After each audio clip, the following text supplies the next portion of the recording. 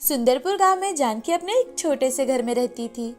उसके साथ रहते थे उसके परिवार के 4 सदस्य, उसका पति केतन और उसकी 2 बेटियां कीर्ति और सुमन। उनके घर में कहने को तो ज्यादा सुविधाएं नहीं थी, परंतु जानकी ने घर में खुशहाली बनाए रखी थी।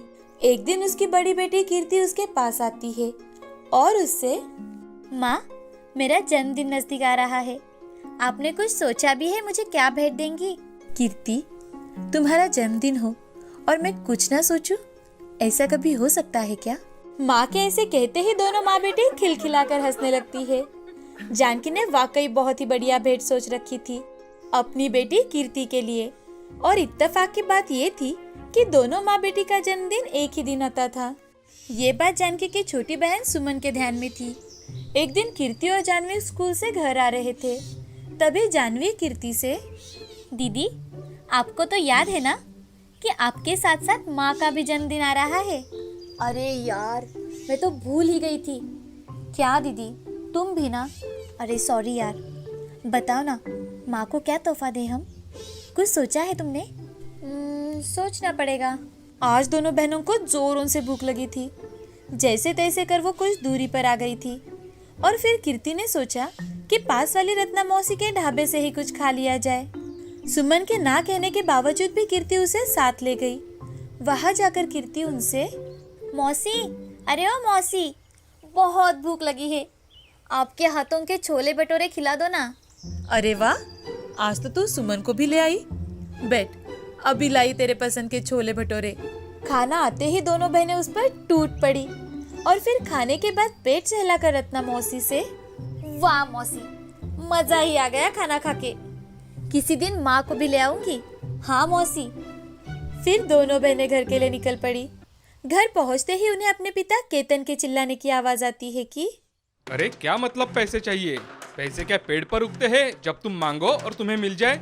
जी ऐसा नहीं है, मैं तो बस कीर्ति के जन्मदिन के लिए। इससे पहले कि जानवी केतन से कुछ बोल पाती, केतन उससे, अगर इतना ही शौक है ना पैसे उड़ाने का तो खुद जाकर कमा लो। इतना कह केतन वहां से चला गया। जानकी की आंखों से आंसू आ गए थे, लेकिन अपनी बेटियों को अपनी बेइज्जती का एहसास नहीं करवाना चाहती थी वो। इसीलिए जानकी मुस्कुराकर कहती है, अरे तुम दोनों कब आई? आओ, गर्मा गर्म रोटी और दाल बनाया है, खाना खा लो। नहीं माँ, आज हमें भूख नहीं है, आप खाना खा लीजिए। आज बहुत सारा होमवर्क है, हम थोड़ी पढ़ाई कर लेते हैं। जानकी अनजान थी इस बात से कि उसकी बेटियां सब जानती थी अपने पिता के दुर्व्यवहार के बारे में। वो दोनों बहुत दुखी थी अपनी माँ की इस हालत से। जानकी और कीर्ति बस के पैसे बचाने के लिए कभी कभार स्कूल पैदल ही चलकर जाती और चलकर ही घर आती थी। कभी कभार बाहर खाना भी खा लेती थी। उस रात सुमन को नींद ही नहीं आ रही थी, तो वो मन ही मन, ऐसा क्या कर सकती हूँ मैं कि जिससे माँ को हर दिन पैसों के लिए खरी खोटी न सुनने पड़े। अचानक सुमन को कुछ ख्याल आता है और वो उठकर बैठ जाती है। अरे वाह, ये आइडिया जरूर काम कर सकता है। सुबह होने पर सुमन आज स्कूल नहीं गई। उसने बहाना किया था कीर्ति से कि वो बीमार है। सुमन के पिताजी भी कुछ देर में खेत में निकल गए। घर में बचे सिर्फ जानकी और सुमन। जानकी अपनी बेटी के पास बैठकर उससे, अब तबीयत कैसी है सुमन? सुमन उठकर बैठ जाती है और अपनी माँ को देख मुस्कुराकर, बहुत बढ़िया हूँ माँ, आज मेरे साथ सैर पर चलो ना माँ। अरे बेटा, तुम्हारी तबीयत ठीक नहीं है, आज के दिन आराम करो। नहीं माँ, चलो ना। अच्छा चलो।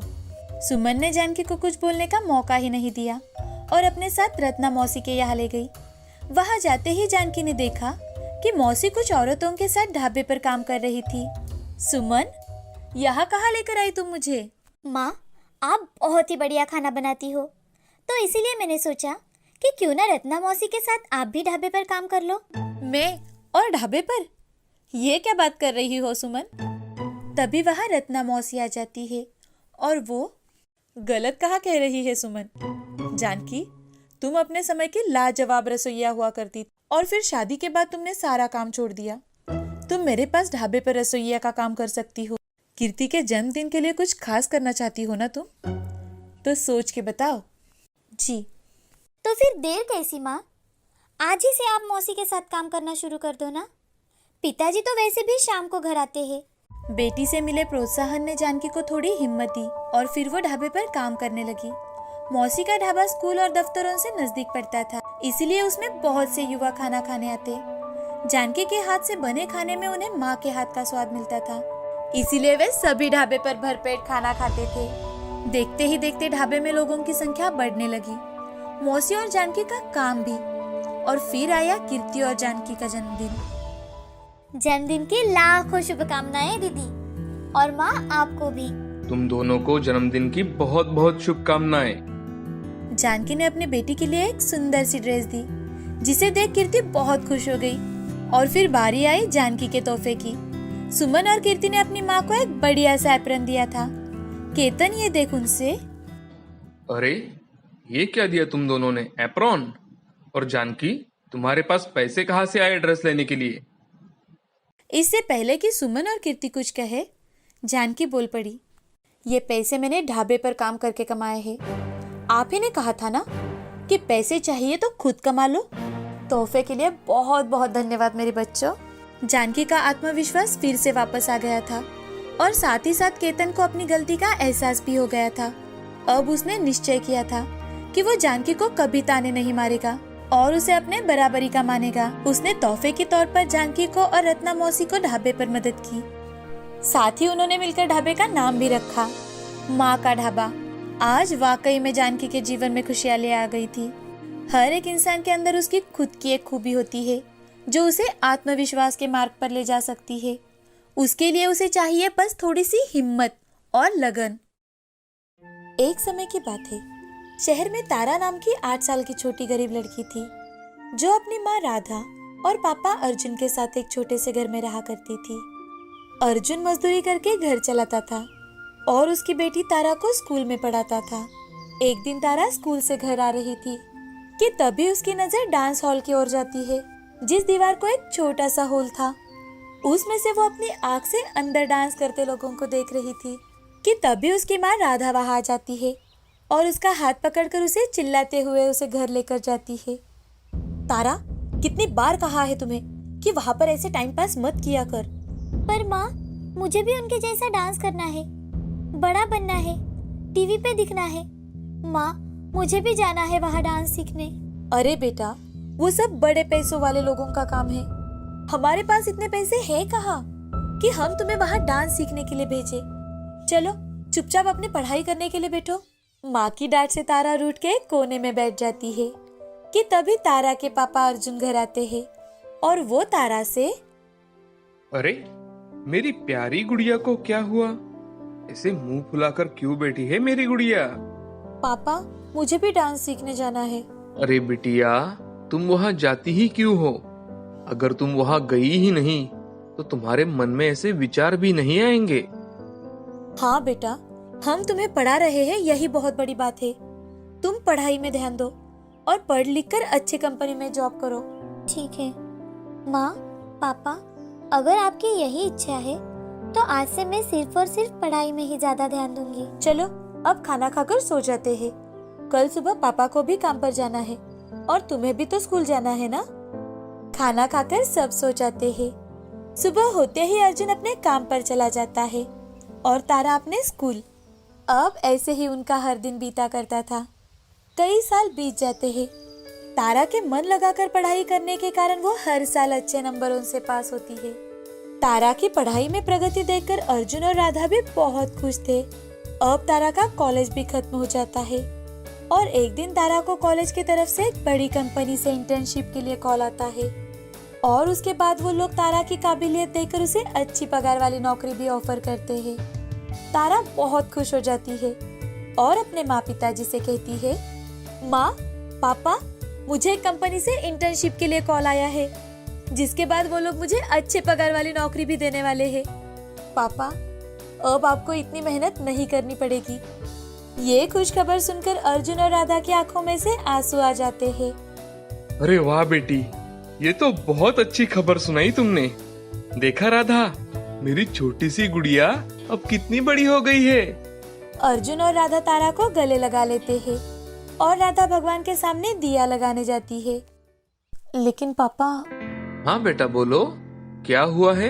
पापा, वो इतने अच्छी कंपनी में इंटरव्यू के लिए जाने के लिए मेरे पास एक भी अच्छी ड्रेस नहीं है।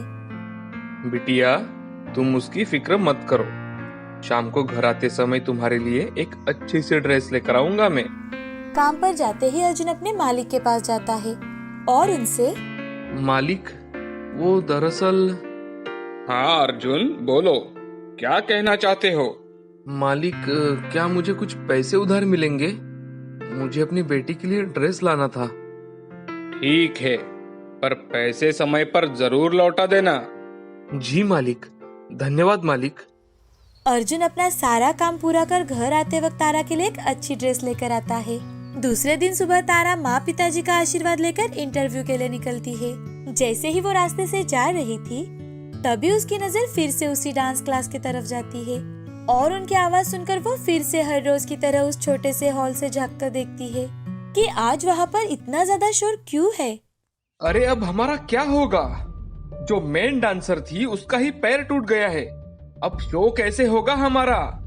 आज के आज हम कैसे अरेंज करेंगे ये सब? तभी तारा धीरे से दरवाजे के पास जाकर खड़ी होती है। क्या मैं आपकी कुछ मदद कर सकती हूँ? तारा की बात सुनकर वो सारे लोग उस पर हंसने लगते हैं कि ये गरीब लड़की उनकी क्या मदद करेगी। कौन हो तुम? और तुम क्या मदद करोगी हमारी? सर, आप मुझे एक चांस तो देकर देखिए। अच्छा ठीक है, तुम्हें दिया चांस, अब दिखाओ हमें डांस करके। जब तारा उसका डांस स्टार्ट करती है तो वहाँ के सभी लोग आश्चर्यचकित हो जाते हैं और वो डांस टीचर तारा से, अरे तुमने ये कहाँ से सीखा? ये तो हमारी कोरियोग्राफी है। जी सर, माफ करना, पर मैं रोज आपका डांस देखा करती थी और घर जाकर प्रैक्टिस किया करती थी। मुझे बचपन से ही आपके यहाँ डांस सीखना था, लेकिन हमारे गरीब हालात की वजह से मैं कभी अंदर नहीं आ पाई। तुमने तो हमारी सारी चिंता एक झटके में दूर कर दी। क्या तुम आज के शो में हमारे ग्रुप में परफॉर्म करना चाहोगी? जी सर। अब तारा की खुशी का कोई ठिकाना नहीं था। तभी उसका फोन बजता है। हेलो हेलो मिस तारा, मैं कंपनी से बात कर रही हूँ। आज तुम इंटरव्यू के लिए आ रही हो या नहीं? जी मैम। ऐसा कह के तारा फोन रख देती है और सोच में पड़ जाती है। एक तरफ उसका बचपन का सपना सच हो रहा था और एक तरफ उसके माँ पिताजी का सपना। उनकी मेहनत थी जिससे उन्होंने तारा को इस मकान पर लाया था। लेकिन उस समय तारा अपने पैशन को चुनती है और अपने घर पर बिना बताए ही डांस क्लास वाले लोगों के साथ शो में परफॉर्म करने के लिए निकल जाती है। तारा की वजह से उनका पूरा ग्रुप वो शो में जीत जाता है और हर जगह सिर्फ तारा के डांस के ही चर्चे होने लगते हैं। सब होने के बाद शाम को तारा घर आती है। अजी सुनते हो, अपनी तारा आ गई, देखो तो। अरे बेटा, आ गई तुम? आओ आओ बैठो और बताओ, कैसा गया तुम्हारा इंटरव्यू? तुम्हारा सिलेक्शन हुआ या नहीं? पापा, वो दरअसल तारा को कुछ भी समझ में नहीं आ रहा था कि वो अपने माँ पिताजी से कैसे सच कहे। वो उन्हें दुखी नहीं करना चाहती थी, पर वो उनसे झूठ भी नहीं बोलना चाहती थी। इसीलिए तारा ने उन्हें सारी बात बता दी। अरे तारा, तुमने ये क्या कर दिया? कितने दिनों बाद घर में खुशी आई थी। अरे ये सब करने से पहले एक बार अपने पापा के बारे में तो सोच लेती। अर्जुन बहुत दुखी हो जाता है और वो वहाँ से उठकर बाहर चला जाता है। जैसे ही अर्जुन बाहर निकलता है तो गांव के 2-3 लोग उससे मिलते हैं और वो अर्जुन से, अरे अर्जुन भाई, क्या बात है? तुम्हारी तारा तो टीवी पे आ गई। ये सब कैसे हुआ? पर कुछ भी कहो अर्जुन, क्या डांस किया है तुम्हारी बेटी ने, वाह, मानना पड़ेगा भाई। हाँ हाँ अर्जुन भाई, तुम्हारी तारा ने तो अपनी बस्ती का नाम रोशन कर दिया। ये सब सुनकर अर्जुन भागते हुए घर आता है और राधा को सारी हकीकत बताता है। दोनों खुशी से तारा को गले लगा लेते हैं। ऐसे ही धीरे धीरे तारा के घर के बाहर भीड़ इकट्ठा होने लगती है और फिर क्या था, उसे हमेशा ही बहुत सारे शोज से डांस के लिए ऑफर आने लगते हैं। ऐसे ही करते करते तारा बहुत फेमस डांसर हो जाती है।